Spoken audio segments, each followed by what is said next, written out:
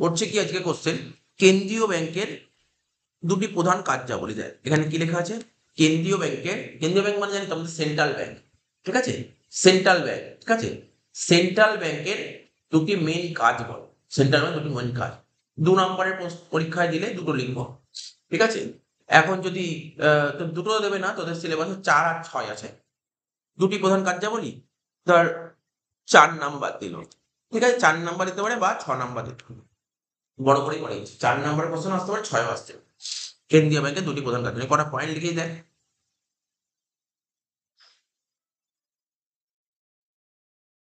আমি টোটাল কটা পয়েন্ট লিখেছি তোকে বলে দিচ্ছি।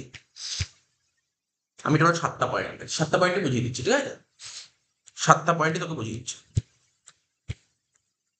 কেন্দ্রীয় ব্যাংকের দুটো প্রধান কার্যাবলী কি বলছে, যে ব্যাংক, আগে আগে বলি কেন্দ্রীয় ব্যাংক কাকে বলে, সেন্ট্রাল ব্যাংক কাকে বলে।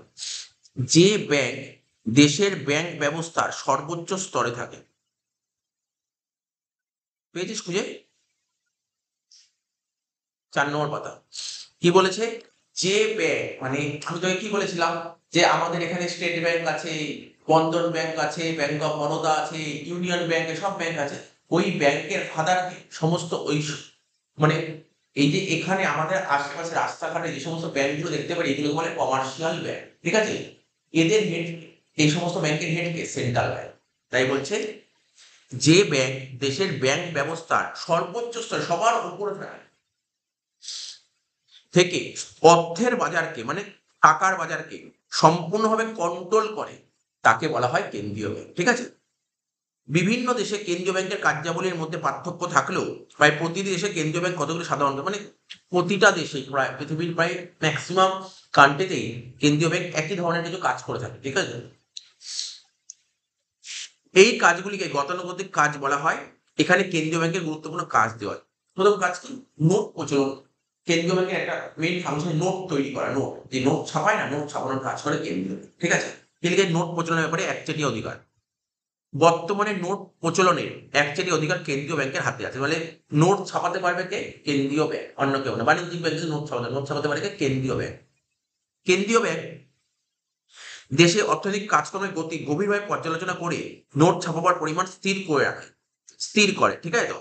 যেমন ভারতবর্ষে কাগজে নোট ছাপাবার একমাত্র অধিকার আছে ভারতের কেন্দ্রীয় ব্যাংক অর্থাৎ রিজার্ভ ব্যাংকের হাতে। এই যে আমরা যে সমস্ত 2000 টাকার নোট, 500 টাকার নোট, 200 টাকার নোট, 100 টাকার নোট যে ইউজ করি, নোটটা কে ছাপায়, রিজার্ভ ব্যাংক কে ছাপায়, ঠিক আছে, ওরাই ছাপায়। অর্থাৎ কেন্দ্রীয় ব্যাংকের হাতেই আছে নোট ছাপানোর অধিকার, ঠিক আছে, কারোর হাতে নেই, ঠিক আছে। আর আমাদের জানিস আমাদের কেন্দ্রীয় ব্যাংকের নাম কি বলেছিলাম, রিজার্ভ ব্যাংক, রিজার্ভ ব্যাংক, হ্যাঁ বল কি বলছিস। না না, ওই যে 200 টাকার নোট, 100 টাকার নোট দেখিস তো, ওই নোটগুলো ওরা ছাপাবে, ওই কাগজের নোট, ঠিক আছে। তো একটা ইয়ে আছে যেখানে ওরা নোটটা ছাপায়, সেই নোট ছাপানোর অধিকার কাদের হাতে দিয়েছে, সেই নোট ছাপার অধিকার দিয়েছে কেন্দ্রীয় ব্যাংকের হাতে, ঠিক আছে। এবার বলেছে কি বলছে, আহ সেই জন্যই 1 টাকার কাগজে নোট ছাড়া সমস্ত নোটই ভারতের রিজার্ভ ব্যাংক ছাপিয়ে থাকে। তার মানে বলছে 1 টাকার কাগজি নোট ছাড়া, যে পেপার নোটগুলো আছে, 1 টাকার কাগজ নোট ছাড়া সমস্ত নোটই রিজার্ভ ব্যাংক ছাপায়। 1 টাকার নোট ছাপিয়ে থাকে কে, কেন্দ্রীয় সরকারের অর্থ বিভাগ। বর্তমানে এই নোট ছাপানো বন্ধ, 1 টাকার নোট এখন উঠে গেছে, ঠিক আছে। এই হচ্ছে নোট প্রচলনের ব্যাপারে অ্যাকচুয়ালি অধিকার, একদম সুন্দর লেখা আছে, ইজি লেখা আছে, এটা লেখা যাবে। নেক্সট বলছে সরকারের ব্যাংকার হিসেবে কাজ করে। এই সেন্ট্রাল ব্যাংক কি করে, ব্যাংকার হিসেবে কাজ করে। যে ব্যাংকার হিসেবে কিভাবে কাজ করে সেটা দেখব। কেন্দ্রীয় ব্যাংক সরকারের ব্যাংকার হিসেবে কাজ করে। সরকারি রাজস্বের বেশিরভাগ অংশ কেন্দ্রীয় ব্যাংকের মাধ্যমে সংগৃহীত হয়। কি বলছে, সরকারি রাজস্ব মানে গভর্নমেন্টের যে রাজস্ব রেভিনিউ আছে, তার বেশিরভাগ অংশই কেন্দ্রীয় ব্যাংকের মাধ্যমে সংগৃহীত হয় এবং সরকারি ব্যয়ের একটি বিরাট অংশ কেন্দ্রীয় ব্যাংকের মাধ্যমে করা হয়। সেন্ট্রাল ব্যাংক হচ্ছে এমন একটা ব্যাংক, সেন্ট্রাল ব্যাংক মানে আরবিআই হচ্ছে এমন একটা ব্যাংক, আমাদের ভারতবর্ষে যত রাজস্ব আসে, রাজস্ব মানে কি বলতো, ইনকাম মানে রেভিনিউ, ঠিক আছে, ভারতবর্ষে যত রেভিনিউ জমা হয় সব কেন্দ্রীয় ব্যাংকের মাধ্যমে গ্রহণ করা হয় রাজস্ব।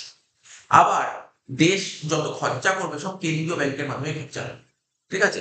তো বলছে সরকারি রাজস্বের বেশিরভাগ অংশ কেন্দ্রীয় ব্যাংকের মাধ্যমে সংগৃহীত হয় এবং সরকারি ব্যয়ের একটা বিরাট অংশ কেন্দ্রীয় ব্যাংকের মাধ্যমে করা হয়ে থাকে এবং সরকারি অর্থ কেন্দ্রীয় ব্যাংকের কাছেই জমা থাকে। যত রকমের সরকারি অর্থ আছে, ঠিক আছে, সব কেন্দ্রীয় ব্যাংকের কাছে জমা থাকছে। তাছাড়া প্রয়োজনে সরকারকে স্বল্পকালীন ঋণ দেওয়া, তার সরকার গভর্নমেন্টের যদি টাকার দরকার হয় কেন্দ্রীয় ব্যাংক লোন দেয়, এই বলছে স্বল্পকালীন লোন দেয়, শর্ট টার্ম লোন। সরকারি ঋণ পরিচালনা করা, সরকারকে অর্থ সংক্রান্ত ব্যাপারে পরামর্শ দেওয়া, আর্থিক ব্যাপারে সরকারের এজেন্ট হিসেবে কাজ করা কেন্দ্রীয় ব্যাংকের কাজের অন্তর্ভুক্ত। এইভাবে সরকারের ব্যাংকার হিসেবে কাজ করে হচ্ছে কেন্দ্রীয় ব্যাংক।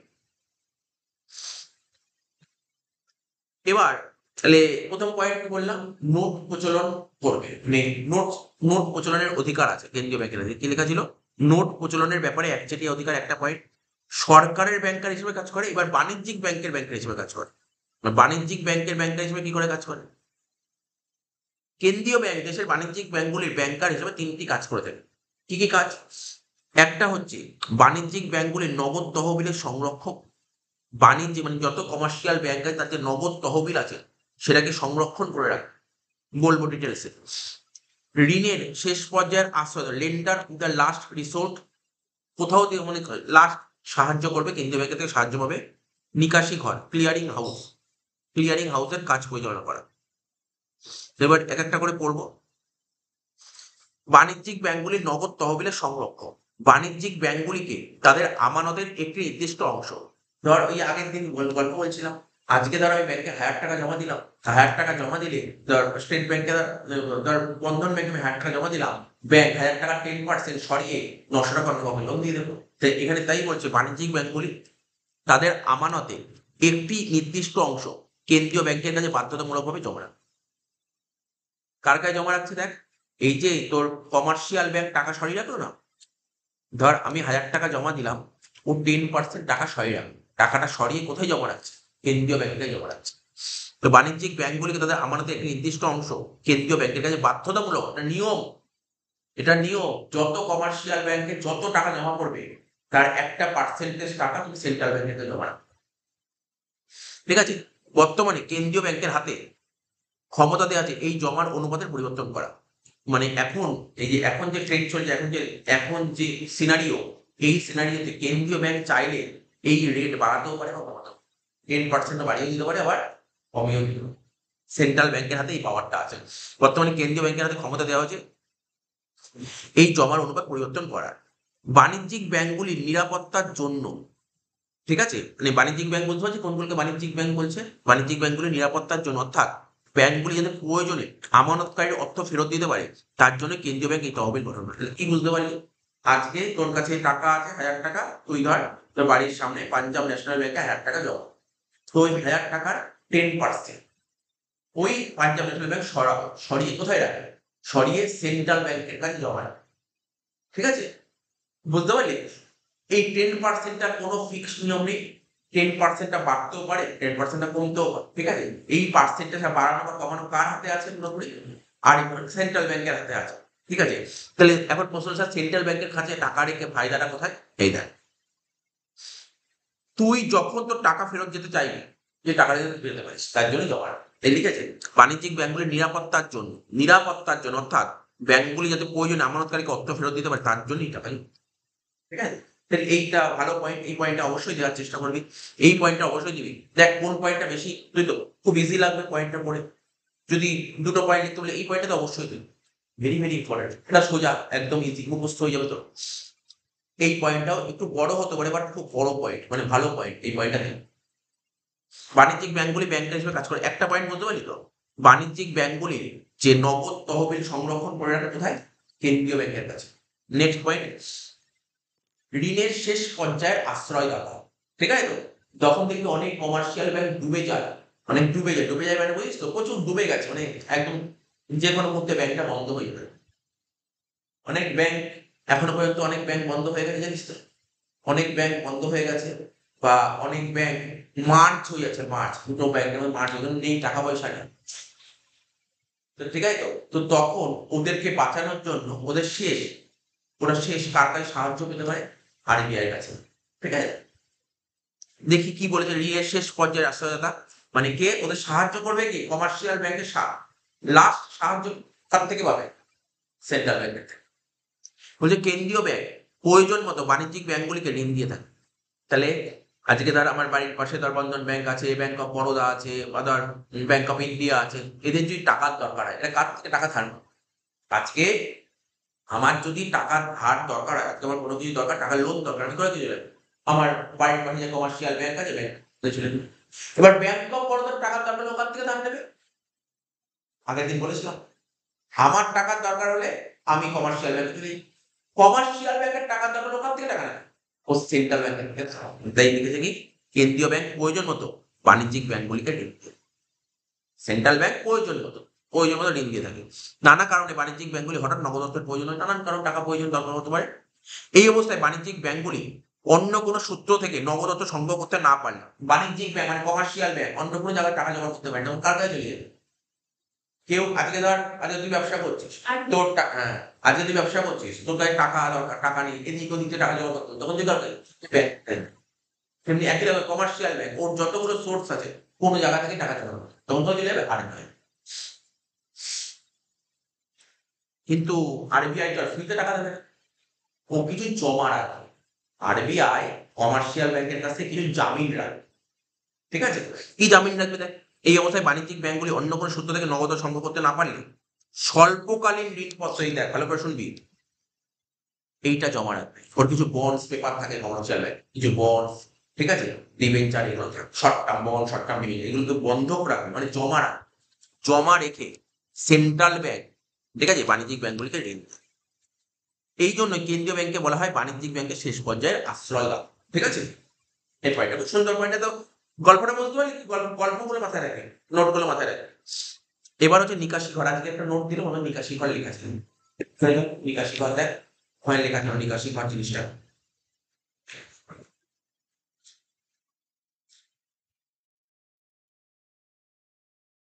আজকে নোট দিয়েছিলাম নিকাশি ঘর, সেখানে কি লেখা আছে?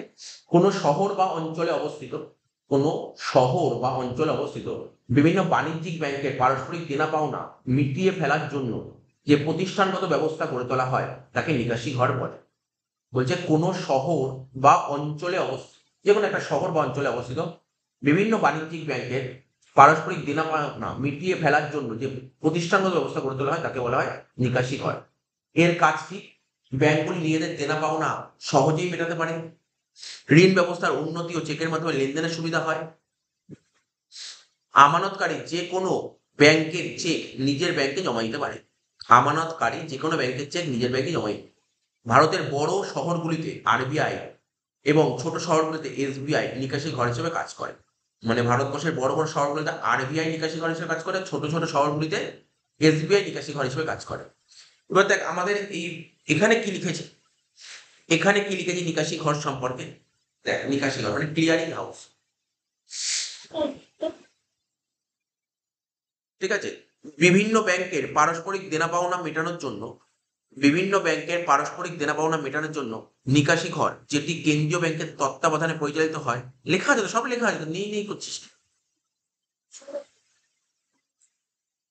বিভিন্ন ব্যাংকের পারস্পরিক দেনা পাওনা মেটানোর জন্য, বলছে বিভিন্ন ব্যাংকের পারস্পরিক দেনা পাওনা মেটানোর জন্য নিকাশি ঘর থাকে, মানে ক্লিয়ারিং হাউস থাকে।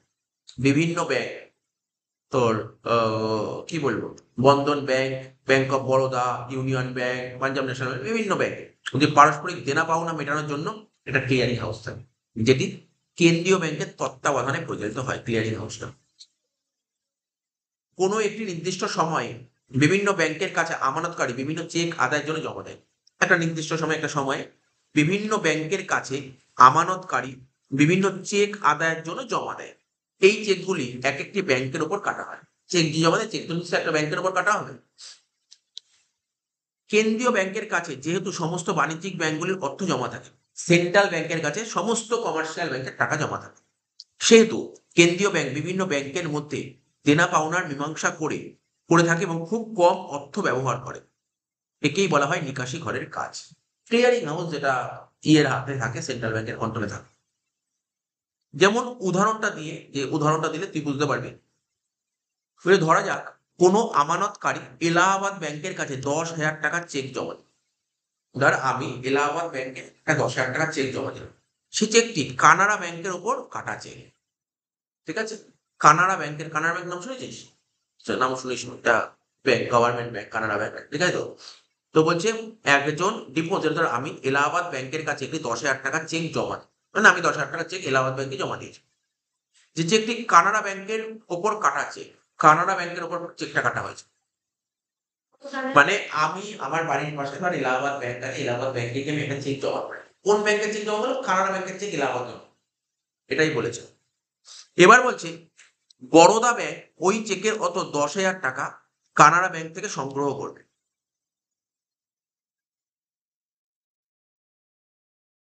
ঠিক একইভাবে কানাড়া ব্যাংকে হয়তো একটি 15,000 টাকার চেক কোনো আমানতকারী জমা দিলেন।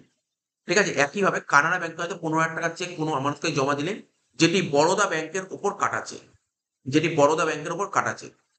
এখানে কানাড়া ব্যাংকের ওই চেকের অর্থে 15,000 টাকা বরোদা ব্যাংকের কাছ থেকে সংগ্রহ করবে। ঠিক আছে, যেমন ভাবে চেকটা হয়, আজকে ধর আমি একটা চেক পেয়েছি, সাপোজ ধর ব্যাংক অফ বরোদা থেকে একটা চেক পেয়েছি। ঠিক আছে, মানে ধর আজকে আমি কারোর তরফ থেকে টাকা পাই, তুই আমাকে একটা ব্যাংক অফ বরোদা চেক দিয়েছিস। ঠিক আছে, আমার ধর ব্যাংক অফ বরোদা অ্যাকাউন্ট, ঠিক আছে, আমার ধর ব্যাংক অফ ইন্ডিয়া অ্যাকাউন্ট আছে, চেকটাই ব্যাংক অফ ইন্ডিয়া। তো bank of India bank of Baroda থেকে টাকা নেয়। বুঝতে পারলি, চেকটা স্ক্যানিং করে ওরা টাকাটা তুলে নেয়। এই দুটি এই দুটি চেকের আদান প্রদান নিকাশি ঘরের মাধ্যমে হয়ে থাকে, ক্লিয়ারিং হাউসের মাধ্যমে এটা হয়ে থাকে, এবং খুব কম অর্থ ব্যবহারের মাধ্যমে।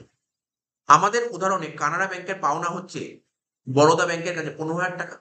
ঠিক আছে, আমাদের উদাহরণে কানাড়া ব্যাংকের পাওনা হচ্ছে বরোদা ব্যাংকের কাছে 15,000 টাকা। সুতরাং এখানে 5,000 টাকার মাধ্যমে লেনদেনটি কাজ করা সম্ভব হচ্ছে নিকাশি ঘরের মাধ্যমে। মানে এখানে দুটো উদাহরণ ছিল, এখানে কানাড়া ব্যাংকে এখানে 15,000 আর 10,000 কেস ছিল, যে এখানে বলেছিল কোনো একজন আমানতকারী এই 10,000 টাকা, এখানে কি ছিল, বরোদা ব্যাংক ওই চেকের অর্থ 10,000 টাকা কানাড়া ব্যাংক থেকে, মানে বরোদা ব্যাংক 10,000 টাকা সংগ্রহ করলো। ঠিক আছে, আবার ওখান দিয়ে 15,000 টাকা সংগ্রহ করলো, এই যে ডিফারেন্সটা হয়ে গেল যে 5,000 টাকা। এই হ্যাঁ, 15,000 কি সংখ্যা? এই তো এখানে তো ছিল তো 15,000 টাকা, এই যে লেখা ছিল আমানতকারী এলাহাবাদ ব্যাংকের কাছ থেকে 10,000 টাকা চেক জমা দিলেন, কোনো আমানতকারী এলাহাবাদ ব্যাংকে 10,000 টাকা চেক জমা দিল, যে চেকটি কানাড়া ব্যাংকের উপর কাটা হয়েছে। ঠিক আছে, যে চেকটি কানাড়া ব্যাংকের উপর কাটা চেক। ঠিক আছে, ওই চেকের অর্থ 10,000 টাকা কানাড়া ব্যাংক সংগ্রহ করবে। ঠিক আছে, কানাড়া ব্যাংক সংগ্রহ করবে। ঠিক একইভাবে কানাড়া ব্যাংক হয়তো 15,000 টাকার চেক কোনো আমানতকারীকে জমা দিলেন, যেটি বরোদা ব্যাংকের উপর কাটা চেক। ঠিক আছে, এবার কানাড়া ব্যাংক ওই চেকের অর্থ 15,000 টাকা বরোদা ব্যাংকের কাছ থেকে সংগ্রহ করবে। তাহলে কানাড়া ব্যাংক কত সংগ্রহ করছে বরোদা ব্যাংকের কাছ থেকে? 15 মাইনাস 10, 5,000 টাকা। এই 5,000 টাকার মাধ্যমে, এইটা হচ্ছে ক্লিয়ারিং হাউসের মাধ্যমে এই কাজটা হয়ে গেল, ক্লিয়ারিং হাউসের মাধ্যমে এই কাজটা হয়ে থাকে। এই ছিল হচ্ছে তোর বাণিজ্যিক ব্যাংকগুলির ব্যাংকার হিসেবে কাজ।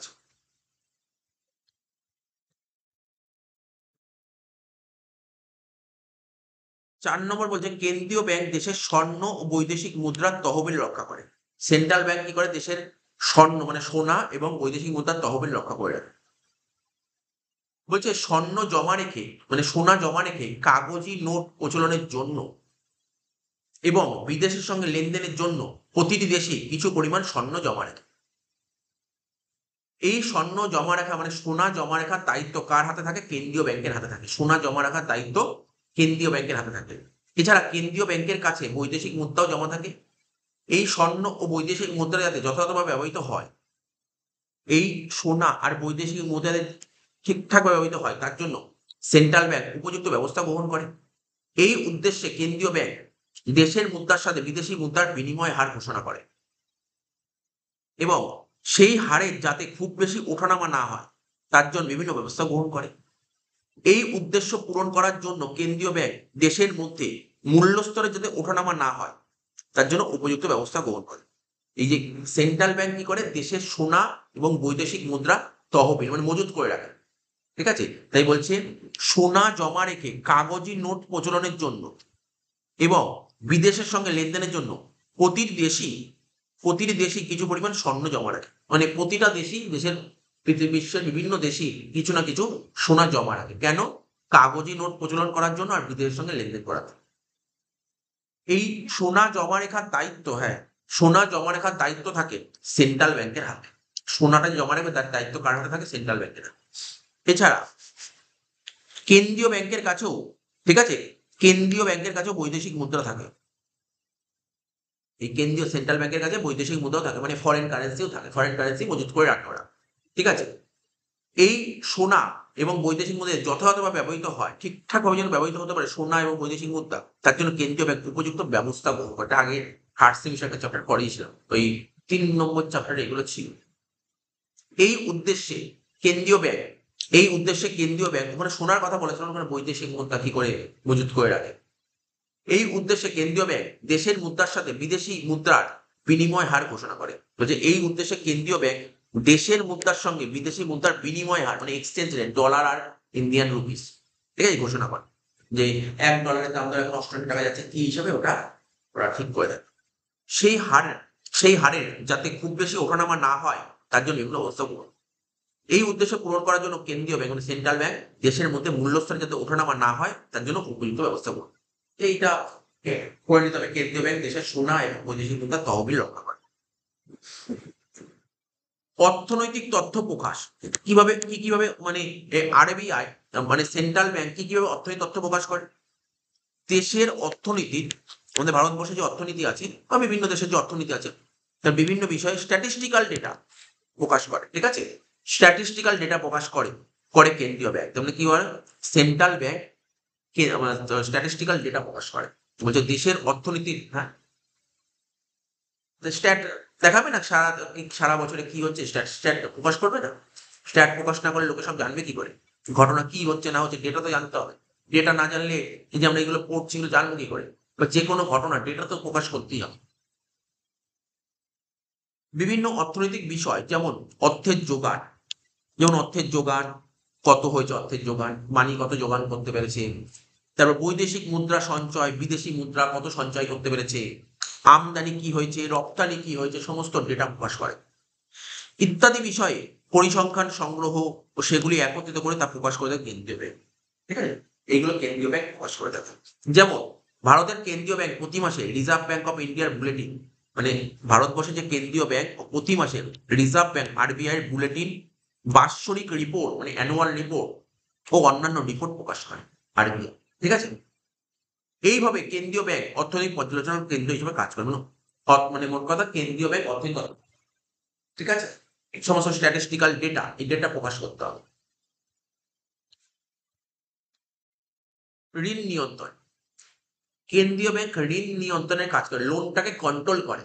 যদি দেশে ধর প্রচুর, মানে লোনটাকে কন্ট্রোল করবে, কিভাবে লোন কন্ট্রোল করছে? ধর প্রচুর লোক চলে যাচ্ছে ব্যাংকের কাছে, লোন চাই। এবার দেশের কাছে টাকা সরে যাচ্ছে, দেশে এত টাকা নেই, মানে ব্যাংকের কাছে যত টাকা নেই সব লোন লোকে নিয়ে চলে যাচ্ছে। তাহলে এই অবস্থায় সেন্ট্রাল ব্যাংকের কন্ট্রোল পলিসি নিয়ে চলে আসছে, লোকে যাতে লোন বেশি না হয়, সেই ব্যবস্থা রাখো, যাতে লোন বেশি না, কি করো? আগে যে পার্সেন্টেজ ছিল, পার্সেন্টেজ বাড়িয়ে দেবে, হুড় করে পার্সেন্টেজ বাড়িয়ে দেবে, লোকে লোন না নেয়। এবার দেখা গেল লোকে যদি লোন নিচ্ছে না, তখন কি করবে? ও পার্সেন্টেজ কমিয়ে দেবে যাতে লোকে লোন, মানে এটাকে কি করবে? একটা ব্যালেন্সিং রাখার চেষ্টা করে। এইভাবে লোন কন্ট্রোল হয়।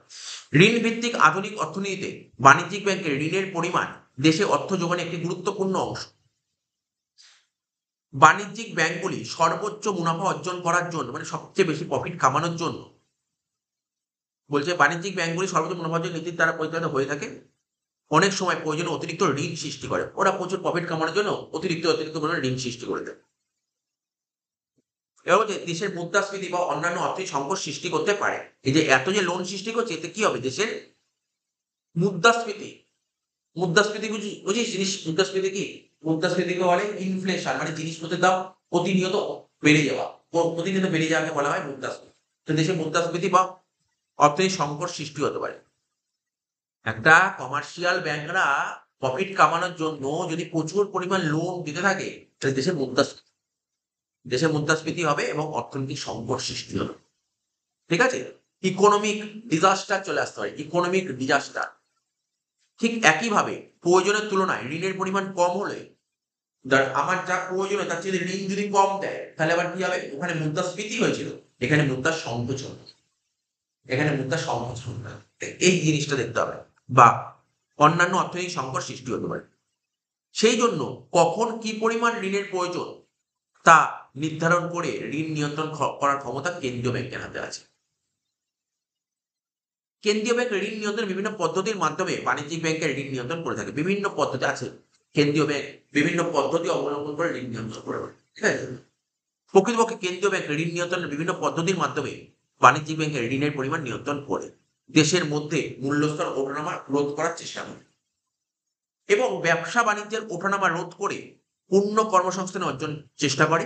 এই জন্য অনেক অর্থনীতিবিদদের মধ্যে কেন্দ্রীয় ব্যাংকের সবচেয়ে গুরুত্বপূর্ণ কাজ হলো ঋণ নিয়ন্ত্রণ করা। লাস্ট কাজ উন্নয়নমূলক কাজ। সেন্ট্রাল ব্যাংক কিছু উন্নয়নমূলক কাজ করে থাকে। কেন্দ্রীয় ব্যাংক উন্নয়নমূলক কাজের মাধ্যমে উন্নয়নশীল দেশে অর্থনৈতিক উন্নয়নে সাহায্য করে। কেন্দ্রীয় ব্যাংক উন্নয়নশীল দেশের, ঠিক আছে, অগ্রাধিকার প্রাপ্ত ক্ষেত্রে বিনিয়োগ বাড়ানোর উদ্দেশ্যে ঋণ ও অর্থ সাহায্য করে থাকে। সেন্ট্রাল ব্যাংক কি করে? দেশের উন্নতির জন্য, ঠিক আছে, দেশকে এগিয়ে নিয়ে যাওয়ার জন্য, দেশে ইনভেস্টমেন্ট বাড়ানোর জন্য ঋণ ও অর্থ থাকে। ইনভেস্ট করার জন্য অর্থ সাহায্য করে থাকে। কারণ ও জানে আলটিমেটলি ধরো কেমন তো লোন নিল ওখানে ইন্ডাস্ট্রিয়ালিস্ট, ও ইনভেস্ট করার জন্য লোনটা নিল, আলটিমেটলি ইনভেস্টমেন্ট হবে, দেশেরই উন্নতি হবে। ঠিক আছে, এটা হচ্ছে উন্নয়নমূলক কাজ করা। যে সমস্ত আর্থিক প্রতিষ্ঠান কৃষি, শিল্প, ব্যবসা ইত্যাদি উন্নয়নের জন্য অর্থ ঋণ দেয়, ঠিক আছে, এবং নানাভাবে সাহায্য করে, কেন্দ্রীয় ব্যাংক আবার সেই সমস্ত প্রতিষ্ঠানকে অর্থ সাহায্য করে দেয়। শুনতে কথা বলেছে, যে সমস্ত আর্থিক প্রতিষ্ঠান কৃষি, শিল্প ও ব্যবসা বাণিজ্য ইত্যাদি উন্নয়নের জন্য ঋণ দেয়, ঠিক আছে, উন্নয়ন করার জন্য ঋণ দেয় ও নানাভাবে সাহায্য করে, শুধু ঋণ দেবে না, নানাভাবে সাহায্য করবে, কেন্দ্রীয় ব্যাংক আবার ওই সমস্ত প্রতিষ্ঠানকে অর্থ সাহায্য করে দেবে। তাছাড়া কেন্দ্রীয় ব্যাংক সরকারি বাজেটে ঘাটতি হলে, ওই সরকারি বাজেট মানে গভর্নমেন্ট বাজেটে যদি ঘাটতি হয়, ডেফিসিট হয়, সেই ঘাটতি পূরণ করে সরকারকে সাহায্য করে। দেশের আর্থিক ব্যবস্থা সমস্ত রকমের ত্রুটি ও অসম্পূর্ণ দূর করা উন্নয়নশীল দেশের কেন্দ্রীয় ব্যাংকের অন্যতম কাজ। তাই দেখা যাচ্ছে যে প্রতিটি দেশেই কেন্দ্রীয় ব্যাংক নানা ধরনের গুরুত্বপূর্ণ কাজের মধ্যে দেশের অর্থ ব্যবস্থা স্থিতিশীলতাকে রক্ষা করার সঙ্গে সঙ্গে দ্রুত অর্থনৈতিক উন্নয়নের জন্য প্রয়োজনীয় ব্যবস্থা গ্রহণ। তো এখানে 7টা পয়েন্ট আমি করলাম। এই 7টা পয়েন্টের মধ্যে, ঠিক আছে, তোর পরীক্ষায় এটা 4এও আসতে পারে, 6এও আসতে পারে। তোকে মোটামুটি সবকটা পয়েন্টে কম বেশি করে রাখতে হবে, কিন্তু কোন পয়েন্টগুলো ভালো করে পড়বি? ইম্পর্টেন্ট পয়েন্ট ঋণ নিয়ন্ত্রণ, এটা পড়ার চেষ্টা করবি।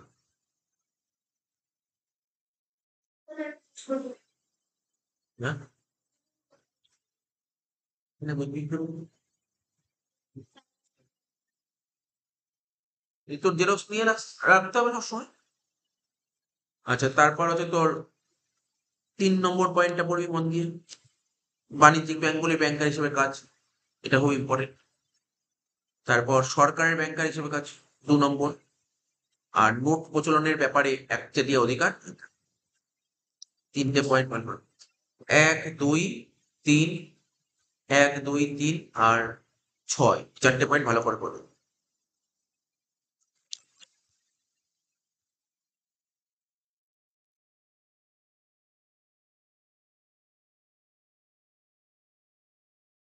এবার করবো নগদ জমার অনুপাত, সিআরআর। এইমাত্র পড়ালাম না, সিআরআর। সিআরআর মানে সিআরআর বলিনি, বাট এটার গল্পটা বলে দিচ্ছি, ঠিক আছে, সিআরআর। এখন পড়বো,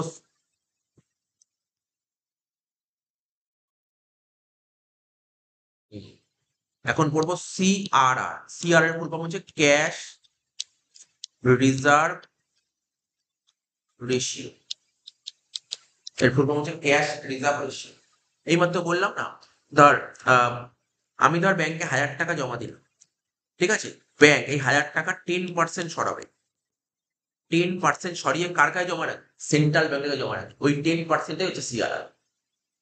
বলছে আইনগত বা প্রথাগতভাবে প্রতিটি দেশের বাণিজ্যিক ব্যাংক তাদের আমানতের নির্দিষ্ট অংশ কেন্দ্রীয় ব্যাংকের কাছে জমা রাখে।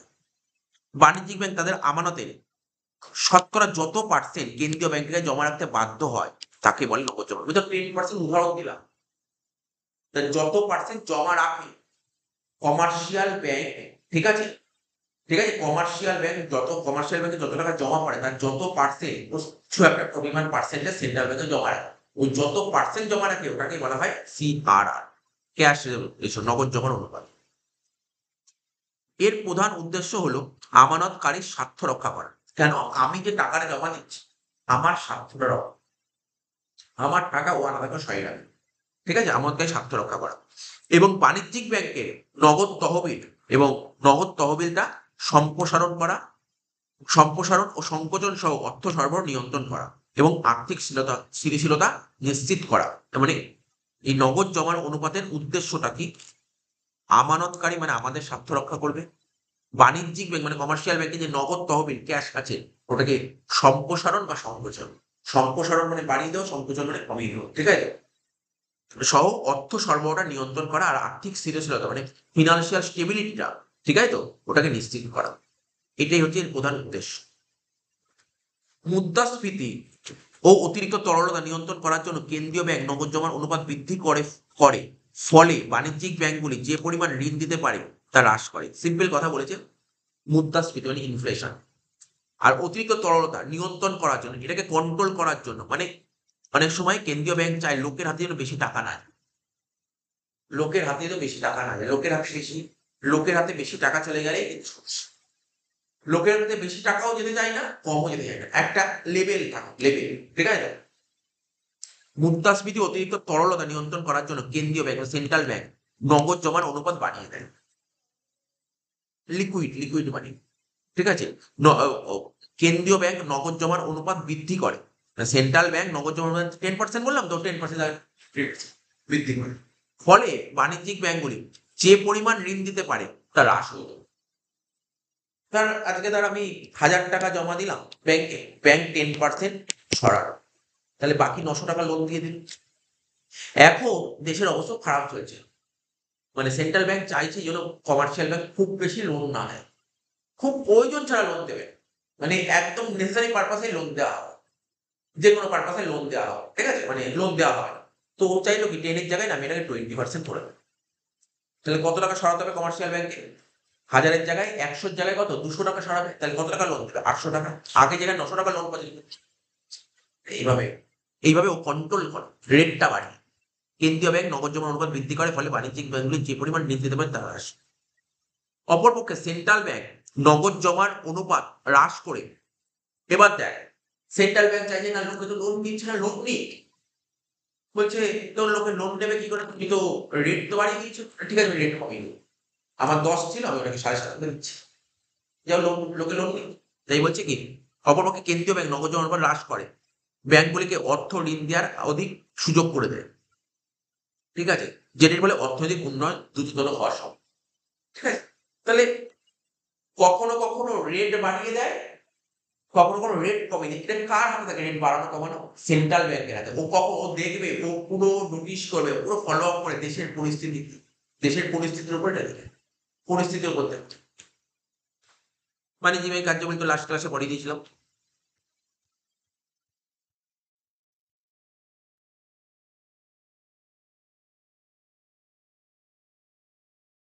এটা পড়ি, হ্যাঁ? কেন্দ্রীয় ব্যাংকের কেন্দ্রীয় ব্যাংকের অনেক কাজ করে সেন্ট্রাল ব্যাংক। এই পয়েন্টটা খুব common point. Open market operation, OPO জিনিসটা কি? খোলা বাজারে কার্যকলাপ। খোলা বাজারে কার্যকলাপ। ওপেন মার্কেট অপারেশন জিনিসটা কি? বলছে দেশের কেন্দ্রীয় ব্যাংকের খোলা বাজারে সরকারি ঋণপত্র বিক্রি করা এবং খোলা বাজারে সরকারি ঋণপত্র কিনে নেওয়াকে বলে খোলা বাজারে কার্যকলাপ। তাহলে কি বুঝতে পারলি ওপেন মার্কেট অপারেশন কাকে বলে? ওপেন মার্কেট অপারেশন এমন একটা মার্কেট যেই মার্কেটে সরকারি ঋণপত্র, গভর্নমেন্ট বন্ড, সরকারি ঋণপত্র open market operation. Open market operation জিনিসটা কি? এটা কি হয়? জিনিসটা কি? এই মার্কেটে সরকারি ঋণপত্র কেনা বেচা হয়। সরকারি ঋণপত্র কেনা বেচা হয়। বলছে সরকারি ঋণপত্র বিক্রি করা হয় এবং খোলা বাজার থেকে সরকারি ঋণপত্র কেনা, মানে মোট কথা এই মার্কেটে সরকারি ঋণপত্র কেনা বেচা হয়। যে মার্কেটে সরকারি ঋণপত্র কেনা বেচা হয় তাকেই বলা হয় ওপেন মার্কেট অপারেশন বা খোলা বাজারি কাজ।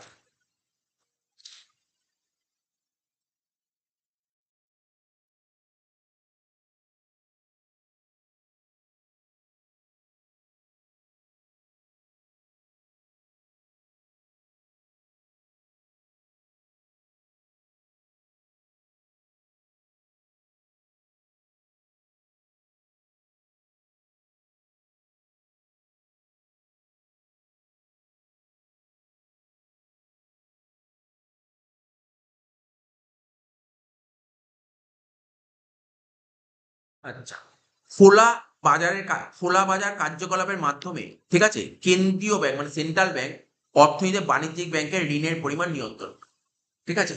উম,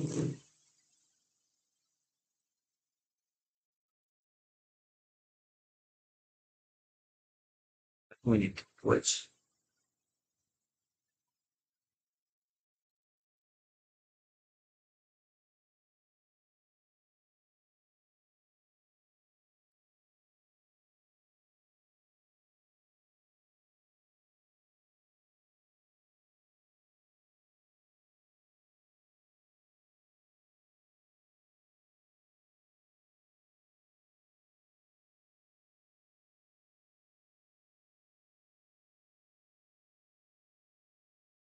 বলছে খোলা বাজার কার্যকলাপের মাধ্যমে সেন্ট্রাল ব্যাংক অর্থনীতিতে বাণিজ্যিক ব্যাংকের ঋণের পরিমাণ নিয়ন্ত্রণ করে। অর্থনীতিতে যখন ইনফ্লেশন দেখা দেয়, ইকোনমিক্সে যখন ইনফ্লেশন দেখা দেয়, অর্থাৎ যখন দ্রব্য ও সেবার তুলনায় জনসাধারণের আর্থিক আয় বেশি থাকে, জনসাধারণের যখন আর্থিক আয় বেশি থাকে, ঠিক আছে, তখন কেন্দ্রীয় ব্যাংক সংকোচনশীল অর্থ- আর্থিক নীতির মাধ্যমে খোলা বাজারে সরকারি ঋণপত্র বিক্রি করে। এই সরকারি ঋণপত্র যারা কিনে থাকে তাদের ওই ঋণপত্রের বিনিময়ে কেন্দ্রীয় ব্যাংকে অর্থ দিতে হয়। ফলে বাণিজ্যিক ব্যাংকের নগদ আমানতের পরিমাণ কমে। কারণ যারা ঋণপত্র কেনে, যারা দিবে এই বন্ডগুলো কিনছে, তারা সাধারণত নিজ নিজ বাণিজ্যিক ব্যাংকের ওপর চেক কেটে ঋণপত্রের দাম মেটায়।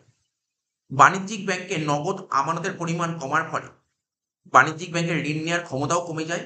এইভাবে সেন্ট্রাল ব্যাংক মুদ্রাস্ফীতির সময় খোলা বাজারে ঋণপত্র বিক্রি করে ঋণের পরিমাণ কমিয়ে মুদ্রাস্ফীতি কন্ট্রোল করে।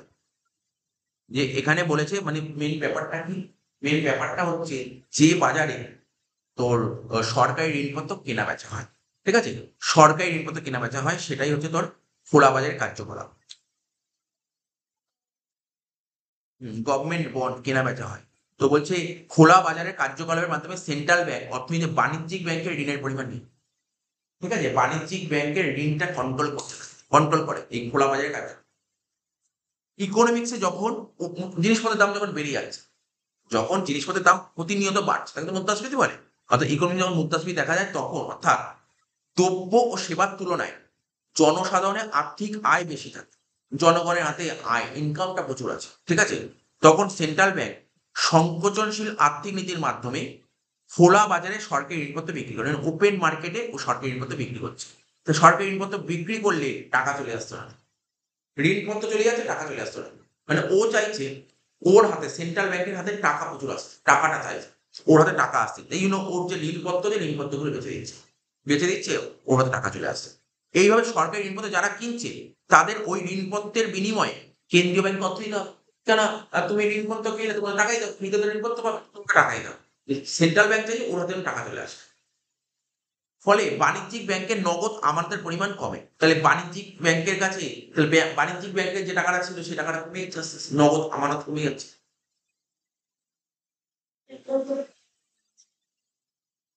কারণ যারা ঋণপত্র কেনে তারা সাধারণত নিজ নিজ বাণিজ্যিক ব্যাংকের ওপরই চেক কেটে ঋণপত্রের দাম মেটায়। কেননা ডাইরেক্ট তো কারোর আরবিআই অ্যাকাউন্ট থাকে না।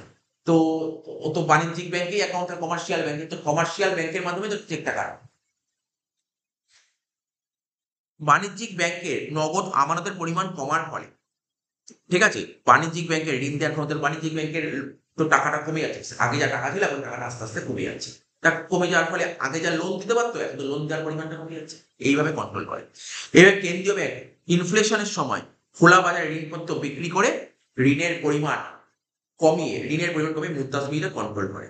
অপরপক্ষে অর্থনীতি যখন মুদ্রা সংকোচন দেখা দেয়, ঠিক আছে, মুদ্রা সংকোচন দেখা দেয়, তখন কি করবে? মুদ্রা সংকোচন দেখা দিলে কি হবে দেখ, তখন ও কি করবে? মুদ্রা সংকোচন মানে ডিফ্লেশন যখন হয়, তখন দ্রব্য ও সেবার তুলনায় জনসাধারণের আর্থিক আয় কমবে, জনগণের কাছে টাকা, টাকা যদি কম থাকে তখন কেন্দ্রীয় ব্যাংক কি করবে? সম্প্রসারণমূলক, এটা সংকোচন, এটা সম্প্রসারণমূলক আর্থিক নীতির মাধ্যমে ও তখন ঋণপত্র কিনবে।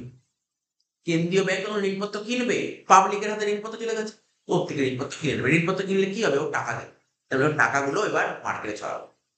আগে মার্কেট থেকে টাকা কেন্দ্রীয় ব্যাংকের কাছে আসলে এবং কেন্দ্রীয় ব্যাংকের কাছ থেকে টাকা মার্কেটে চলে যাবে। এইভাবে কন্ট্রোল করে। এটাই হচ্ছে ওপেন মার্কেট। ওপেন মার্কেটে কি ঋণপত্র দিয়ে হবে, যা হবে বন্ড ঋণপত্র দিয়ে হবে। ঠিক আছে? জিনিসটা বুঝতে পারলি তো? এই জিনিসটা কি, এটা যে কেন্দ্রীয় ব্যাংকের খোলাবাজার কার্যকর।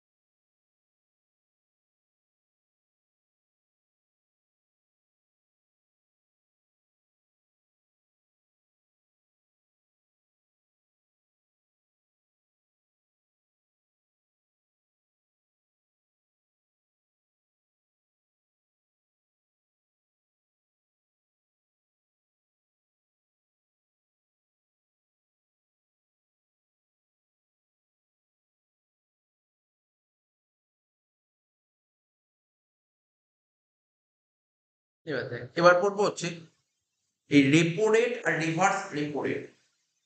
নিচে লেখা আছে মানে রেপো রেট আলাদা করে কাকে বলে দিত।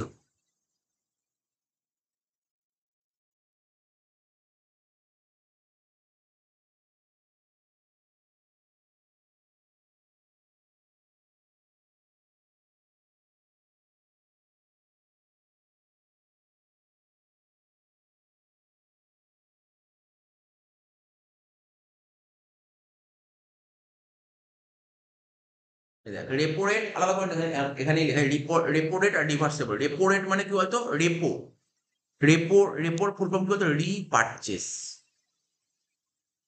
ঠিক আছে? আর রিভার্স রেপো রেট, এই দুটোর মধ্যে পার্থক্য বা কাকে বলে, দুটো একটা পড়লেই হবে। এখানে পার্থক্য বা কাকে বলে একটা চালিয়ে গেলেই হবে। আলাদা করে পার্থক্য লেখা নেই, আমি এখানে এটার কাকে বলেটাই পড়ে দিয়েছি। রেপো রেট কাকে বলে আর রিভার্স রেপো রেট কাকে বলে।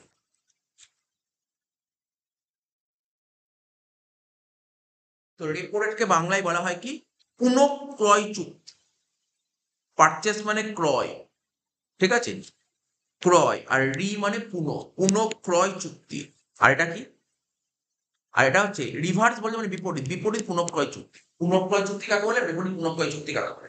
তো রেপো রেট কাকে বলে, যখন ব্যাংক বা অন্যান্য আর্থিক প্রতিষ্ঠান লগ্নিপত্র এই শর্তে বিক্রি করে।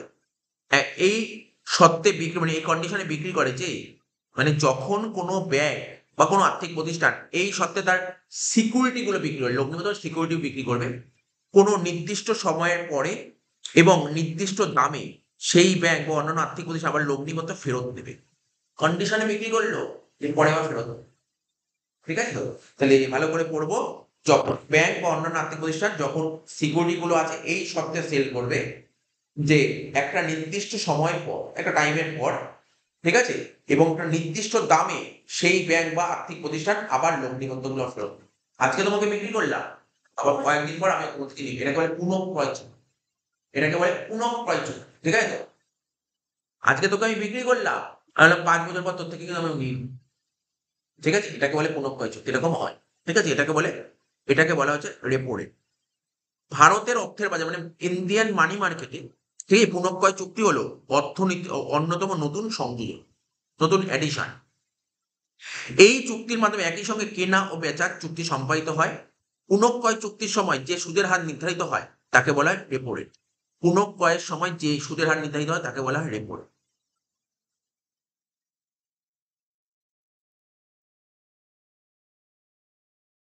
অপরদিকে যে সুদের আচ্ছা কি যেন বললাম? হ্যাঁ, অপরপক্ষে যখন অন্য ব্যাংক বা আর্থিক প্রতিষ্ঠান লগ্নিবদ্ধ এই শর্তে কিনে থাকে, ওটা কি বললাম? এটা হচ্ছে তোর বিক্রি করার শর্ত। এটা হচ্ছে বিক্রি করে থাকে। আর এখানে বলছে কিনে থাকে।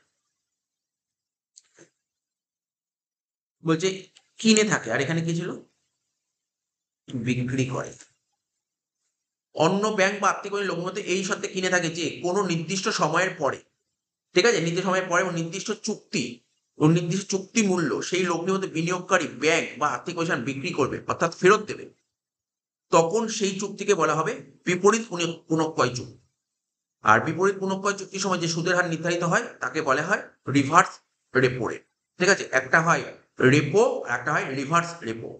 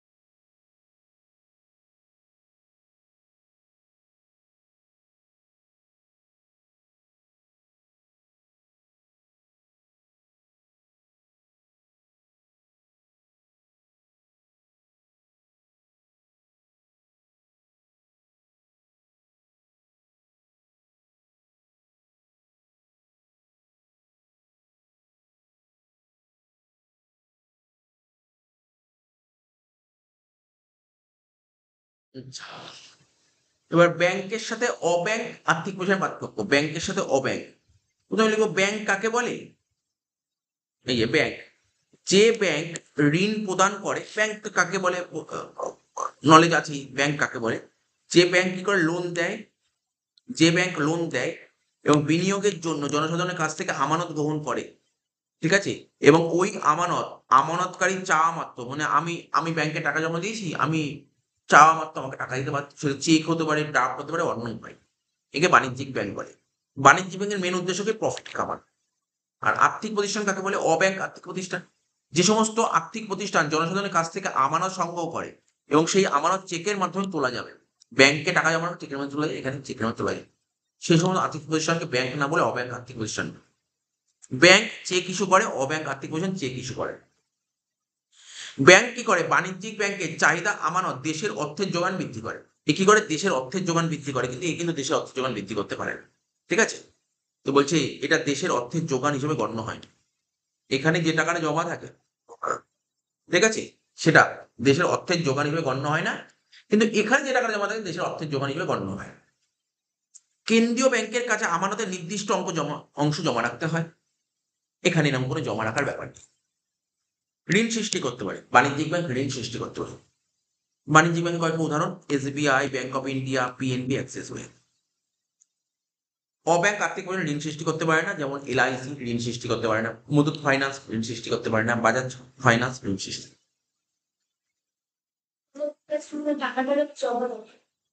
হ্যাঁ, এদের টাকা জমা রাখে, কিন্তু এরা অব্যাংক আর্থিক প্রতিষ্ঠান ঋণ সৃষ্টি হয়, যেমন এলআইসি। এলআইসির কাছে টাকা জমা রাখে। এলআইসির কাছে এলআইসিতে যাদের যাদের আছে এলআইসিতে টাকা জমা রাখে, এলআইসিতে টাকা জমা রাখার পর থেকে এলআইসি জমা, এলআইসি কি চেক ইস্যু করে? এলআইসি কি চেক দেয়? এলআইসি চেক দেয় না। তারপর তারপর কি বলবো, যেমন কমার্শিয়াল ব্যাংকে টাকা জমা রাখলে যত টাকা কমার্শিয়াল ব্যাংকে জমা রাখা হয়, কমার্শিয়াল ব্যাংকে কিছু পরিমাণ টাকা সেন্ট্রাল ব্যাংকে জমা। এলআইসি টাকা জমা রাখলে এলআইসি কি সেন্ট্রাল ব্যাংক থেকে জমা রাখে? না, এরকম কোনো ব্যাপার নেই। এটাই বলছে। যেমন ও যেমন ঋণ সৃষ্টি করতো, ও তো ঋণ সৃষ্টি করতে পারে। তো জিনিসটা পড়ে রাখতে হবে। এলআইসি কাছে টাকা জমা রাখে কেন? মানে তোর লাইফ রিস্কের জন্য। এলআইসি করা নেই নিজের নামে। এলআইসিতে কেন টাকা জমা রাখে? এলআইসি টাকা জমা রাখলে কত রকমের সুযোগ সুবিধা আছে এলআইসিতে। আর যদি যার নামে এলআইসি করা আছে সে যদি মারা যায়, তাহলে তার ফ্যামিলি তো বেঁচে গেল, তার ফ্যামিলি প্রচুর টাকা পেয়ে যাবে। ঠিক আছে তো? তারপর রিটায়ারমেন্টের পর, মানে তার এলআইসি পলিসি ম্যাচিওর হয়ে যাওয়ার পর সে টাকা পাবে। পলিসি যে পলিসি করা আছে, কারোর ধর পলিসি করা আছে ধর প্রতি 3 বছরে ধর সে ধর 20,000 টাকা করে প্রিমিয়াম, ও ধর 10 বছরের পলিসি নিয়েছে, 20,000 ইন্টু 10 2 লাখ টাকা ও নিয়েছে এলআইসি কে, তো 2 লাখ টাকা ধর ও 10 বছর পর টাকা পাবে, তখনকার হিসাব করে দেখবে কত হবে 2 লাখ টাকাটা, তোর কি হিসাব থাকবে সেই হিসাব দেবে, সেই টাকাটাও পেয়ে যাবে। ঠিক আছে? ইনভেস্টমেন্ট একটা পলিসি, এটা একটা ইনভেস্টমেন্ট। ব্যাংকে টাকা রাখলে যখন তুই টাকা তুলে নিতে পারবি, ওখানে টাকা রাখলে তুই টাকা তুলে যাবে। ঠিক আছে? বেনিফিট, অনেক বেনিফিট আছে, শুধু 1-2 লাইনে বললে তো বেনিফিট হয় না। তো আছে, অনেক আছে এলআইসি বেনিফিট। এখন তো এটা তো সিলেবাসে নেই, কমার্সে যারা পড়ে তারা তো এলআইসি নিয়ে টপিকই পড়ে ফেলেছে। যে টপিক আছে বীমা, বীমা সম্পর্কে টপিক আছে। আচ্ছা, আগের ক্লাসে পড়েছিলাম, মনে আছে এই কোশ্চেনটা? এই কোশ্চেনটা মানে কি, মানে বড় কোশ্চেন পড়াতে কি বলেছিলাম? প্রাথমিক আমানত কাকে বলে আর উদ্ভূত আমানত কাকে বলে? প্রাথমিক আমানত কোনো ব্যক্তি যেমন ধর আজকে আমার কাছে টাকা আছে, আমি আমি ধর এই মাসে যত টাকা ইনকাম করলাম, খরচা করলাম, যত টাকা খরচা করলাম না, তাহলে ওই টাকাটা সঞ্চয় করবো। যেই টাকাটা সেভিং করে সেই টাকাটা ঘরে সেভ করে কি হবে না, ব্যাংকে গিয়ে টাকা, ঘরে টাকা সেভ করলে তার কোনো টাকাটা বাড়বে না, কিন্তু ব্যাংকে গিয়ে টাকাটা সেভ করি আমি কিছু সুদ পাবো, ব্যাংকে টাকা জমা রাখলে আমি সুদ পাবো।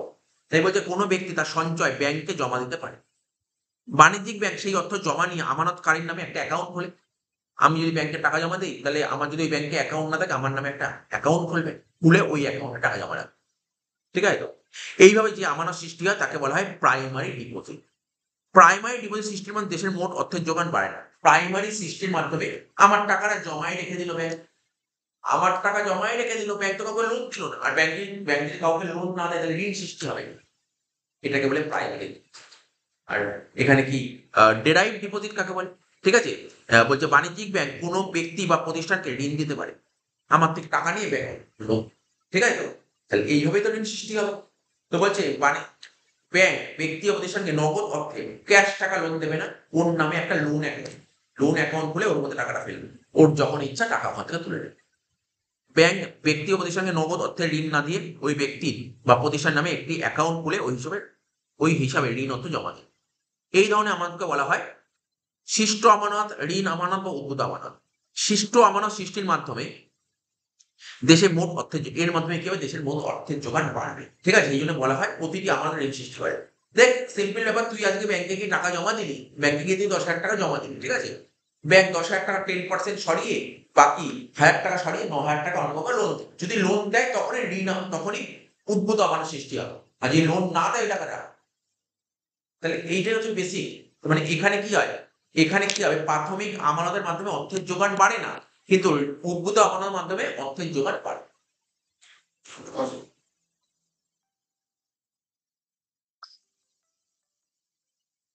হ্যালো,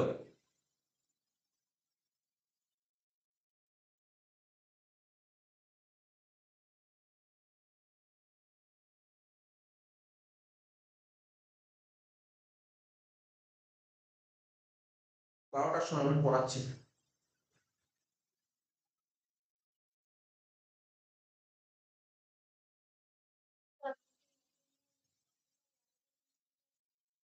কোথায় কোথায়?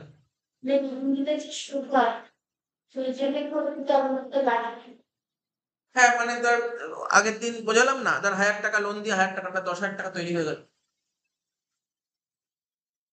এবার দেখি কি লিখেছে, প্রাইমারি ডিপোজিট কোনো ব্যক্তি বা সংস্থা বাণিজ্যিক ব্যাংকে তাদের নগদ অর্থ জমা রাখে। ঠিক আছে? ব্যাংক সেই ব্যক্তি বা সংস্থার নামে একটি অ্যাকাউন্ট খুলে দেয়, এইভাবে এটাকে বলে প্রাইমারি ডিপোজিট। কোনো ব্যক্তি ও সংস্থা বাণিজ্যিক ব্যাংকের থেকে ঋণ চাইতে পারে, সেই সময় ব্যাংক কোনো সম্পত্তি জমা রেখে সেই ব্যক্তি ও সংস্থার নামে একটি অ্যাকাউন্ট খুলে দেয়। তারপর ওই অ্যাকাউন্টে ঋণের অর্থ জমা করে দেয়, ঋণ গ্রহীতার হাতে সরাসরি নগদ অর্থ প্রদান করে না। এইভাবে সৃষ্ট আমানতকে বলা হয় ডেরিভেটিভ ডিপোজিট। প্রাথমিক আমানত সৃষ্টির ক্ষেত্রে ব্যাংকের উদ্যোগ বা ভূমিকা কম, তাই এই লেনদেনকে নিষ্ক্রিয় লেনদেন বলা হয়, কেন ব্যাংকের অত ভূমিকা নেই। এই উদ্ভূত আমানত সৃষ্টির ক্ষেত্রে ব্যাংকের ভূমিকা প্রচুর আছে। ঠিক আছে? তাই একে সক্রিয় লেনদেন বলা হয়। প্রাথমিক আমানত দেশের অর্থের যোগান বৃদ্ধি করে না, অর্থের যোগান বৃদ্ধি করে, অর্থের যোগান বৃদ্ধি। তাহলে কি পড়ালাম এই কোশ্চেনটা? আচ্ছা, ব্যাংক ও অব্যাংক আর্থিক প্রতিষ্ঠানের পার্থক্য আগে পড়া হয়ে গেছে? হ্যাঁ, এটা পড়া গেছে। তাহলে আবার নিচে লেখা আছে কেন এখানে?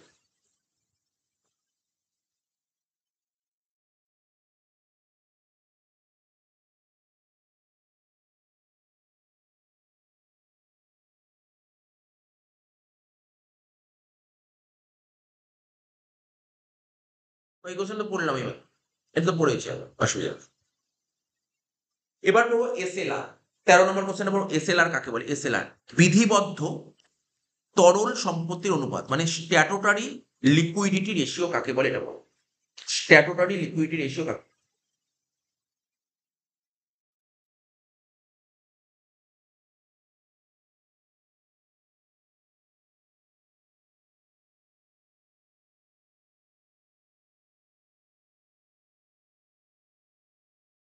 দেখ কি বলছি, বলছে বিধিবদ্ধ তরল সম্পত্তির অনুপাত মানে স্ট্যাটুটরি লিকুইডিটি রেশিও হলো একটি ব্যাংকের net demand and time liability. কি বললাম?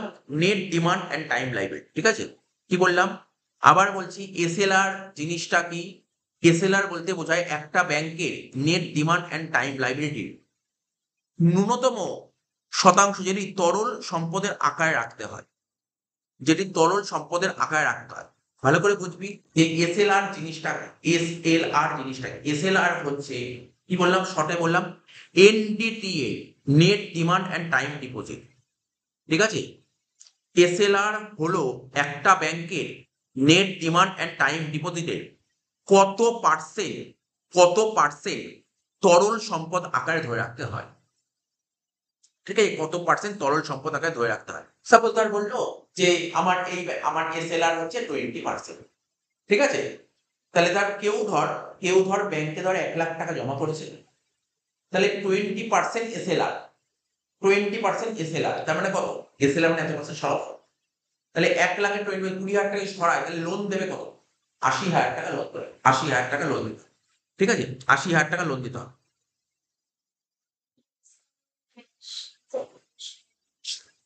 তো বলছে কি এখানে, এখানে তাই বলেছে বিধিবদ্ধ তরল সম্পদের অনুপাত হলো একটি ব্যাংকের নিট চাহিদা, মানে ইংলিশটা দেখি, net demand and time liability এর কত percent, net demand and time লাইবিলিটির কত পার্সেন্ট, মানে এর ন্যূনতম শতাংশ যেটি তরল সম্পদের আকারে ধরে রাখতে হয়, এটা ধরে রাখতে হবে।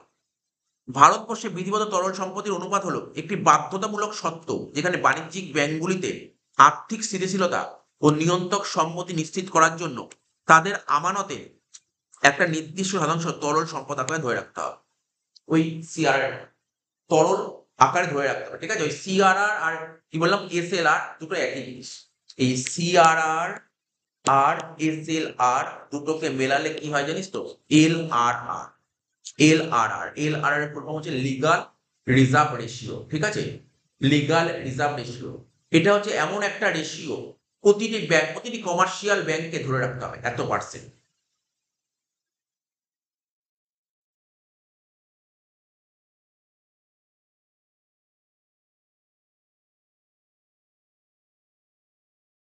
তো এর এই যে তোর এসএলআর এর কিছু উদ্দেশ্য আছে, উদ্দেশ্যটা কি?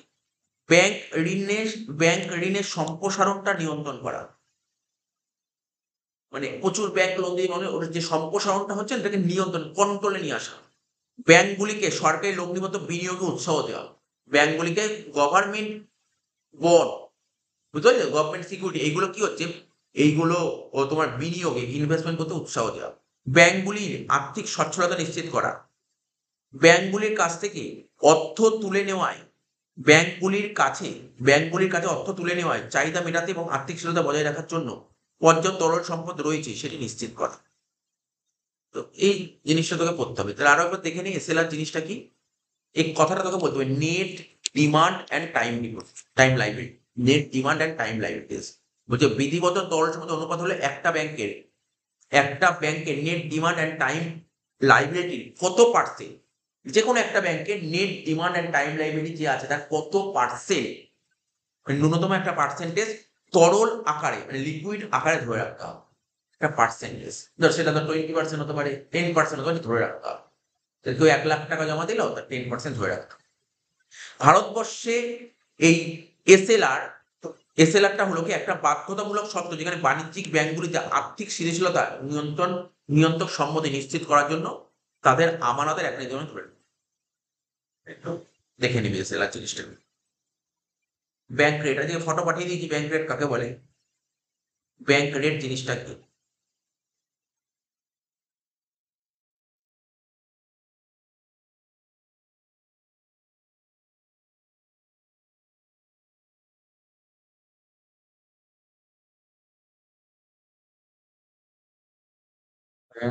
আজকে আমাদের দেশে যে সেন্ট্রাল ব্যাংক মানে আরবিআই, কমার্শিয়াল ব্যাংকে যে টাকা পয়সার দরকার হয়, কমার্শিয়াল ব্যাংক কার কাছে যাবে? সেন্ট্রাল ব্যাংকের কাছে যাবে, আরবিআই কাছে যাবে।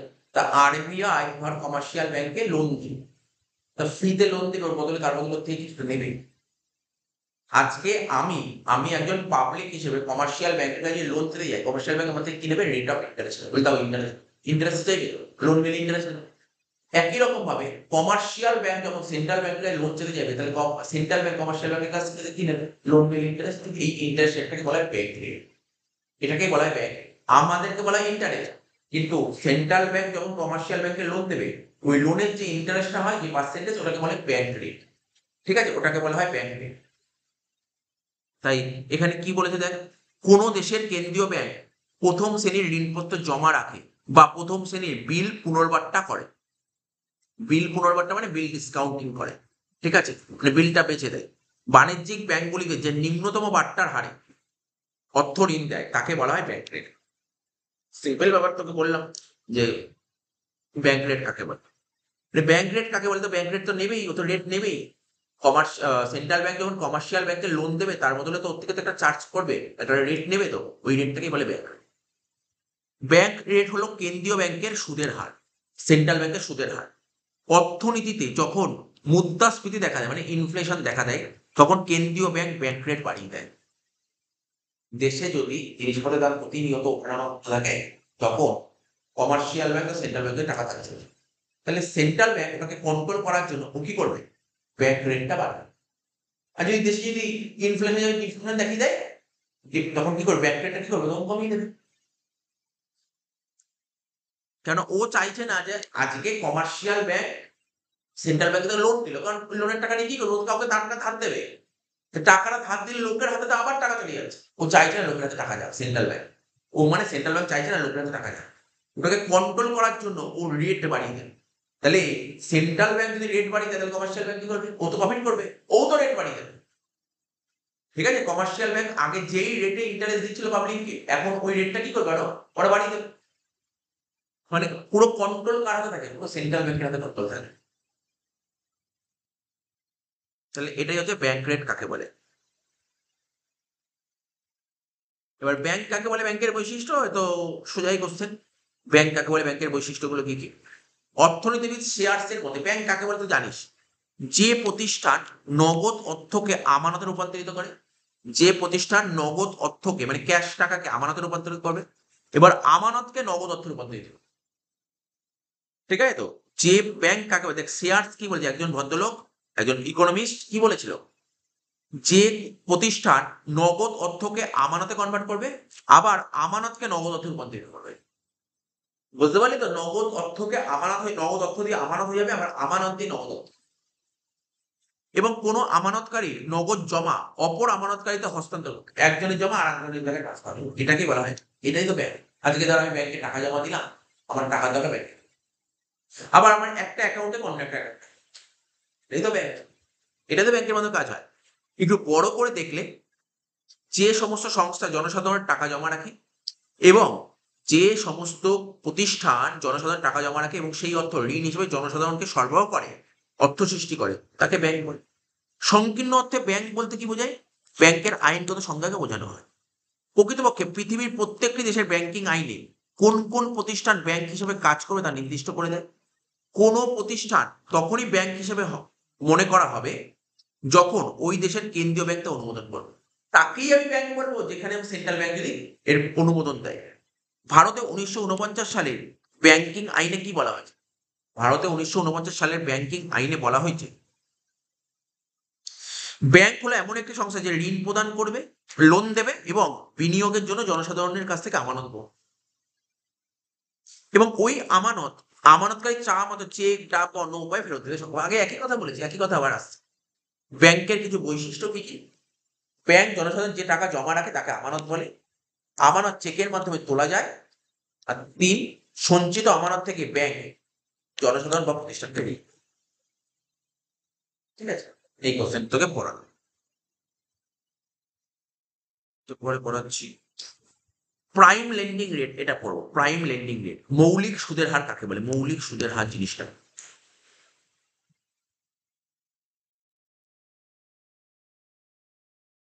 বলছে সম্ভাব্য সর্বনিম্ন সুদের হার। ঠিক আছে? যেটি ব্যাংক ঋণের ক্ষেত্রে ঋণ গ্রহীতার কাছ থেকে আদায় করে তাকে মৌলিক সুদের হার বলে। মৌলিক সুদের হার মানে প্রাইম। প্রাইম বলছে আজকে যদি আমি ব্যাংকের থেকে লোন নিই, ব্যাংক তো আমার থেকে একটা ইন্টারেস্ট নেবে। সর্বনিম্ন যে ইন্টারেস্টটা নেবে ওটাই প্রাইম লেভেল।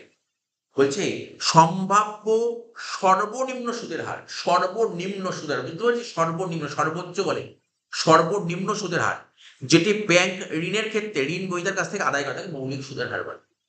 অন্যভাবে বলা যায়, বাণিজ্যিক ব্যাংকগুলি যখন কোনো ব্যক্তি বা প্রতিষ্ঠানকে লোন দেয় এবং সেই লোনের অর্থ আদায়ের ব্যাপারে ব্যাংকের কোনো ঝুঁকি থাকে না, ঠিক আছে, তখন সেই ঋণের ওপর যে সুদ আদায় করে তাকে সুদের। রিস্ক থাকে না, রিস্ক থাকে না। ভারতবর্ষে 2003-4 সালে বাণিজ্যিক ব্যাংকগুলি ঋণের সুদের হার নির্ধারণ করার জন্য রিজার্ভ ব্যাংক অফ ইন্ডিয়া মৌলিক সুদের হারের ধারণা চালু করে। মৌলিক সুদের হারের ধারণা কবে চালু হয়েছে? ভারতবর্ষে 2003-4 সালে।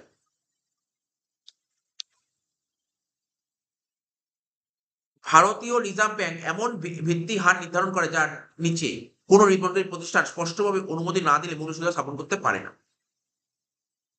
মৌলিক সুদের হারকে ছোট করে সেকেন্ড নিতে হবে। এইগুলো এই ছোট কোশ্চেন তো তোর পরীক্ষার সিলেবাসে 4 আর 6 আছে।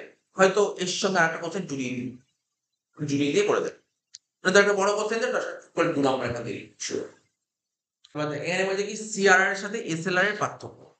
তো সিআরআর বুঝতে পেরেছিস, এসএলআর জিনিসটা বুঝবে। সিআরআর কি বলছে, কাকে বলে, কি বলছে? বলছে দেখ, ব্যাংকে যত টাকা জমা থাকে, ঠিক আছে, ব্যাংকে সঞ্চিত নেট আমানত, ঠিক আছে, একটা নির্দিষ্ট পার্সেন্ট নগদ আকারে সরাসরি কার কাছে জমা রাখতে হয়? আরবিআই এর কাছে। ঠিক আছে, এটা হচ্ছে সিআরআর। আর এসএলআর কি বলেছে? একই ভিত্তিতে নির্দিষ্ট শতাংশ, নির্দিষ্ট পার্সেন্টেজ নগদ, সোনা এবং অনুমোদিত সরকারি বন্ড আকারে নিজস্ব ট্রেজারিতে রাখা পারে। নিজস্ব ট্রেজারিতে, এখানে কিন্তু আরবিআই কাছে জমা রাখতে পারে। এসএলআর আরবিআই কাছে জমা রাখে, নিজের ট্রেজারিতে জমা রাখে। ঠিক আছে, এটা হচ্ছে তোর এসএলআর। লভ্যাংশ, সিআরআর মানে এর উপর কোনো সুদ দেয় না, এর উপর কোনো সুদ দেয় না, জমা রাখা। আর এখানে সরকারি বন্ড থেকে সুদ বাবদ আয় হয়। ঠিক আছে, আচ্ছা। তারপর কোষাগার উদ্দেশ্য ব্যাংকিং ব্যবস্থার প্রাথমিক তরলতা বজায় রাখা ও মূল্য নিয়ন্ত্রণ করা। ঠিক আছে, ব্যাংকিং ব্যবস্থার যে প্রাথমিক তরলতা বজায় রাখবে, মূল্য নিয়ন্ত্রণ করবে। এটা কি? ব্যাংকের দীর্ঘমেয়াদী সামগ্রিক নিরাপত্তা ও ঋণ সীমা নির্ধারণ করা।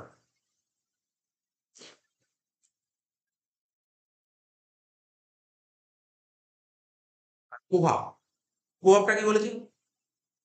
এই সিআরআর যদি বাড়িয়ে দেয়, কে বাড়াবে? CRR, RBI. ওই যে সিআরআর বাড়িয়ে দেয়, তাহলে ব্যাংকের ঋণ প্রদানের ক্ষমতা সরাসরি কি হয়? হয়ে যাবে। আর এটা যদি বাড়ায়, তাহলে এসএলআর বাড়ালে পিডিজি আগে বলেছিলাম, পিডিজি জিনিসটা কি? পিডিজির তহবিলটা কমে যাবে, তবে এটি সম্পদ রূপে থাকে। আর নিয়ন্ত্রণকারী আইন, এটা কে নিয়ন্ত্রণ করে? সিআরআর নিয়ন্ত্রণ করবে কি? আরবিআই নিয়ন্ত্রণ। আরবিআই আইন এত অনুযায়ী নিয়ন্ত্রণ হয়। আর এটা ব্যাংকিং আইন, ব্যাংকিং রেগুলেশন অ্যাক্ট 1949 অনুযায়ী। এটা দেখছিলাম বইতে, কয়েকটা মডেল পেপারে কোশ্চেনটা প্রাপ্ত করে একবার দেখে নিন, যদি সোয়া কোশ্চেন আছে। বলছে কি অর্থ গুণক কাকে বলে? এইমাত্র পড়ালাম তো, মানি মাল্টিপ্লাই পড়ালাম না? মানি মাল্টিপ্লাই করে ওটাই আর একটু আলাদা করে লিখেছি ছোট করে। মানি মাল্টিপ্লাই কাকে বলে? তো বলছে কি মানি মাল্টিপ্লায়ার হলো প্রশস্ত অর্থ। এইমাত্র তোকে বললাম মানি মাল্টিপ্লায়ার এম কাকে বলে, কি লিখেছিলাম? সি প্লাস ডি লিখেছিলাম, সি প্লাস ডি বলছিলাম। তাহলে মানি মাল্টিপ্লায়ার হলো প্রশস্ত অর্থ। একটা একটা হয় হচ্ছে কি বলতে, একটা ন্যানো মানি আর একটা ব্রড মানি, তাই না? তাহলে প্রশস্ত অর্থ এম এবং উচ্চ ক্ষমতা সম্পন্ন অর্থের অনুপাত, তার মানে কি মানি মাল্টিপ্লায়ার কার কার অনুপাত, এম আর এইচ এর অনুপাত, এম আর এইচ এর অনুপাত মানে এম বাই এইচ। বলছে প্রতিটি আমানত উচ্চ ক্ষমতা অর্থের মাধ্যমে কত গুণ নগদ জমা সৃষ্টি করে তা নির্দেশ। কত গুণ মনে পড়ছে, ওখানে দেখ ওখানে এম ইকুয়াল টু এখানে কি লেখা ছিল মনে পড়ছে, 1 + k/r+k মনে পড়ছে। তারপর লাস্টে কি করেছিলাম, এইচ এর সাথে পুরোটা গুণ করে দিয়েছিলাম মনে পড়ছে, তাই এখানে বলছে।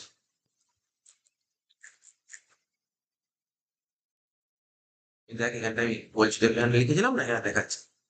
এই দেখ, এই দেখ কি ছিল, এটা ছিল M by H equal to 1 + k/r/k, পরের লাইনে M equal to H into এটা, হয়তো লিখেছে এখানে। তুই এটা না লিখলে ওটা লিখলেও চলবে, ঠিক আছে, ওটা একটু বড় করে লেখা আছে, ঠিক আছে, ছোট করে লেখা আছে। তাহলে কি লিখলাম, M by H equal to 1 + c/r/r+c, এবার সির জায়গায় কে লিখতে হবে, যেটা সি সেটাই কে, যেটা সি সেটাই, ঠিক আছে। এবার এই সিআরআর এর সাথে মানি মাল্টিপ্লাইয়ের সম্পর্ক কি, সিআরআর বলছে সিআরআর বাড়ালে ব্যাংকে বেশি মূলধন নিরাপদে আরবিআই এর কাছে রাখতে হয়। তো যে আরবিআই যে সিআরআর বাড়িয়ে দেয়, আগে যত টাকা জমা রাখতাম কি তার চেয়ে বেশি জমা রাখতে হবে না কম জমা রাখতে হবে? ধর সিআরআর আগে 10% ছিল, এখন সেটা 20% হচ্ছে। 1000 টাকা জমা দিলে আগে যেখানে 100 টাকা জমা রাখতে, এখন কত জমা রাখবে, 100 টাকা, তো বেশি জমা রাখতে হবে। ফলে ঋণ ক্ষমতা কমে, ঋণ দেওয়ার ক্ষমতা কমবে এবং অর্থ গুণকের মান হ্রাস পাবে। এবার যে সিআরআর কমালে উল্টোটা ঘটে, ঋণ ক্ষমতা ও ঋণ গুণক বৃদ্ধি পায়, সুতরাং অর্থ গুণকের সঙ্গে সিআরআর বিপরীত সম্পর্ক বৃদ্ধি পায়। তাহলে বোঝা গেল। তাহলে আমাদের কিন্তু এই 4 দাগের মোটামুটি সব কোশ্চেন হয়ে গেল। পরের দিন না, পরের ক্লাসে আমি আজকে ইনফ্লেশন পার্টটা আগে দেবো। ইনফ্লেশন, মুদ্রাস্ফীতি, চাহিদা আর ব্যয়, দুটো মুদ্রাস্ফীতি বাকি, তাহলে এই টপিকটা শেষ হইল। 4 দাগের 6 দাগের গুলো কি পড়েছি, এগুলো পুরো পড়ে দিই সব, মানে 4 দাগের মোটামুটি সবই পড়েছি, সেই চাহিদা আর ব্যয় বাদ সব পড়ে দিই, দুটো কোশ্চেন বাদ দিয়েছি। এর পরের দিন এই 2, 3 এগুলো বাকি আছে পড়ানো। এটা হয়ে গেল, দেখ অর্থের যোগান ও এটা পড়াই দিলাম, এই 4টা পড়িয়ে দিয়েছি, ঠিক আছে, 4টা পড়িয়ে দিয়েছি। আচ্ছা, বাকি এখান দিয়ে বড় বড় কোশ্চেন আছে কিছু। এটা তো ঋণ প্রদান বাণিজ্য বা ঋণ সৃষ্টির ক্ষমতা, এটা পড়িয়ে দিয়েছি।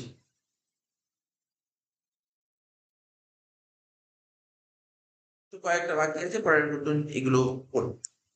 ওই দুটো কোশ্চেন পড়ে নিয়ে তারপর 6 দাগের কোশ্চেন চলে আসবে।